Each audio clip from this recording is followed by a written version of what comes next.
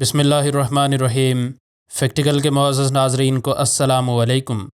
ناظرین محترم، ہم میں سے شاید ہی کوئی ہو جو کہ جنگلی جانوروں کو پسند نہ کرتا ہو۔ لوگ جنگلی جانوروں کو محض ایک نظر دیکھنے کے لیے مہنگے چڑیا گھروں کے ٹکٹس خرید کر ان میں جاتے ہیں، لیکن ٹینسی ایسپینال نامی اس لڑکی کو اپنے بچپن سے ہی جنگلی جانوروں کے ساتھ بڑے ہونے کا موقع ملا تھا۔ سالوں گزرنے کے بعد یہ لڑکی ایک بار پھر سے ان جانوروں سے ملنے آئی اور اسے پوری امید تھی کہ یہ جانور اس کو پہچان جائیں گے، لیکن آخر جب یہ لڑکی سالوں بعد ان جانوروں سے ملی تو اس کے بعد جو ہوا اسے دیکھ کر اس لڑکی کا برا حال ہو گیا۔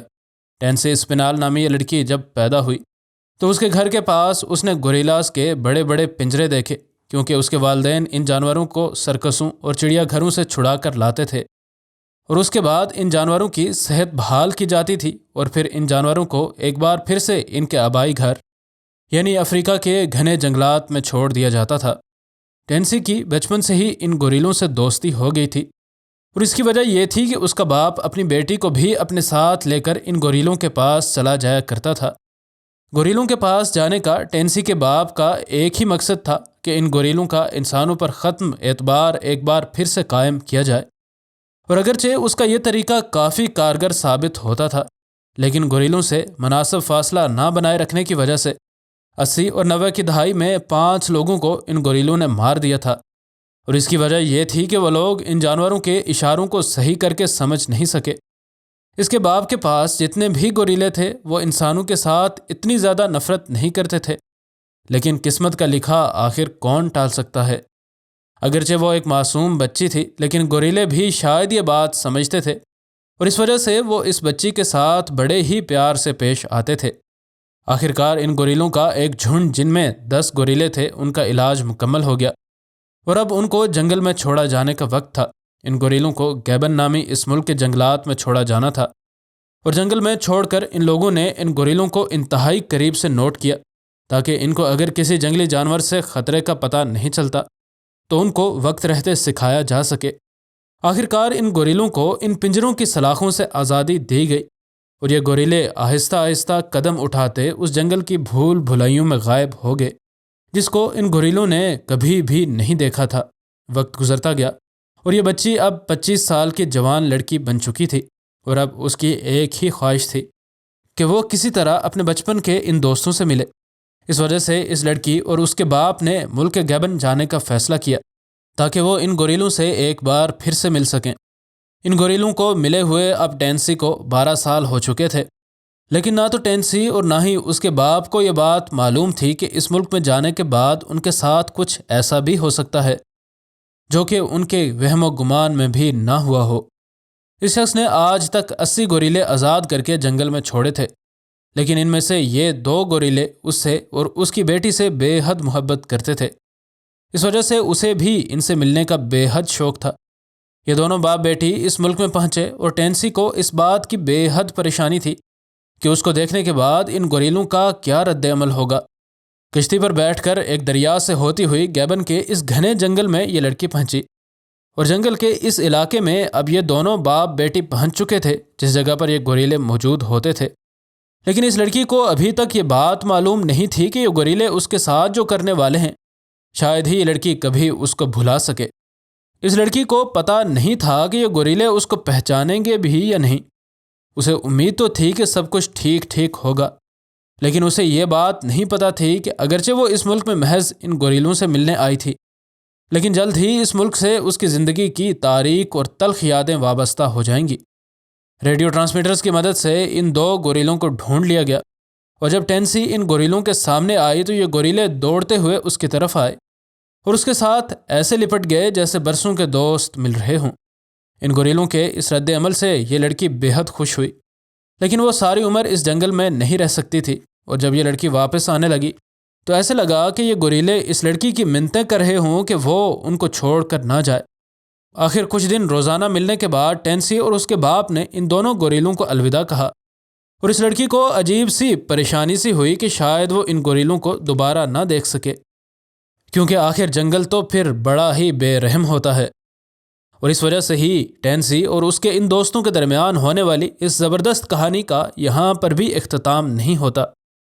اس جنگل میں ان گوریلوں کو زہریلے فروٹس کھانے سے لے کر کسی جنگلی جانور کے حملے کی زد میں آنے تک ہر چیز سے ہی خطرہ لاحق تھا، کیونکہ یہ بچپن سے جنگل میں نہیں رہے تھے۔ لیکن شاید کوئی بھی اس بری خبر کی پیش گوئی نہیں کر سکتا تھا جو کہ ٹینسی اور اس کے باپ کو ملنے والی تھی۔ یہ دونوں باپ بیٹی واپس اپنے ملک میں لوٹ چکے تھے۔ گیبن کے اس جنگل میں موجود گوریلوں پر جنگل کے چوکیدار نظر رکھتے تھے۔ ریڈیو ٹرانسمیٹرز کی وجہ سے یہ ان گوریلوں کے جھنڈ کو ڈھونڈ لیا کرتے تھے، لیکن ایک دن اچانک ان دو مخصوص گوریلوں کے ریڈیو سگنلز ان کے جھنڈ سے مختلف جگہ پر آنے لگے، اور وہ مسلسل کچھ دنوں سے ایک ہی جگہ سے آ رہے تھے، اور ایسا کبھی بھی نہیں ہو سکتا کہ ایک جنگلی جانور کئی دنوں تک ایک ہی جگہ پر بیٹھا رہے۔ اور اسی وجہ سے ہی ان لوگوں کو یہ دل دہلا دینے والی خبر ملی۔ یہ دونوں گوریلے کہیں غائب تھے۔ کچھ دن تو یہ دونوں ملے ہی نہیں، اور کچھ دن جنگل میں تھکا دینے والی تلاش کے بعد ان لوگوں کو ان دونوں گوریلوں کی لاشیں مل گئیں۔ اور جب ٹینسی اور اس کے باپ کو یہ خبر دی گئی تو ان دونوں کو بے حد دکھ ہوا، اور ان کو یقین ہی نہیں آ رہا تھا کہ اتنے صحت مند گوریلے اچانک کیسے مر سکتے ہیں۔ شروع میں تو ان نے اور جنگل کے چوکیداروں نے یہ بات سوچی کہ شاید ان گوریلوں پر تیندوے نے حملہ کیا ہوگا، کیونکہ افریقی جنگلات میں ایک واحد یہی جانور موجود ہے جو کہ ان گوریلوں کو مار سکتا ہے۔ لیکن ان گوریلوں کے جسم پر نہ تو دانتوں کے نشان تھے اور نہ ہی ان کے جسم پر زخم موجود تھے۔ اس وجہ سے ایک تیندوے کو مورد الزام نہیں ٹھہرایا جا سکتا تھا۔ ان دونوں گوریلوں کو کسی نے بہت زیادہ پیٹا تھا، اور اس وجہ سے عین ممکن تھا کہ ان گوریلوں کو کسی گوریلے نے ہی مارا تھا، اور دوسرے گوریلوں کو مارنے والا یہ گوریلا یہیں پر ہی نہ رکا۔ جلد ہی ان 10 گوریلوں کے جھنڈ میں موجود باقی گوریلے بھی مرے ہوئے ملنے لگے۔ ان 2 کے علاوہ مزید 3 گوریلے مرے ہوئے ملے، اور ایک ابھی تک گمشدہ تھا۔ اس جھنڈ کا وجود خطرے میں تھا، اور ہر کوئی یہ چاہتا تھا کہ جلد از جلد پتہ چلے کہ آخر ان گوریلوں کی موت کا ذمہ دار ہے کون۔ وہ جاننا چاہتے تھے کہ آخر یہ کسی شکاری کا کام ہے جو کہ ان گوریلوں کو ایسی موت کا رنگ دیتا ہے۔ ایسا لگ رہا تھا کہ ٹینسی اور اس کے باپ کو یہ بات معلوم تھی کہ آخر ان گوریلوں کی موت کا ذمہ دار کون ہے۔ ان لوگوں نے کچھ ہی عرصہ پہلے ایک انتہائی طاقتور گوریلے کو اس جنگل میں چھوڑا تھا، جس کو بچپن سے ہی انسانوں نے نہ صرف قید رکھا بلکہ انسانی تفریح کے لیے اس کو الٹا لٹکا کر پیٹا بھی جاتا تھا۔ اس وجہ سے اس گوریلے کا دماغی توازن ٹھیک نہیں تھا، اور وہ دوسرے جانداروں کو ایک آنکھ نہیں بھاتا تھا۔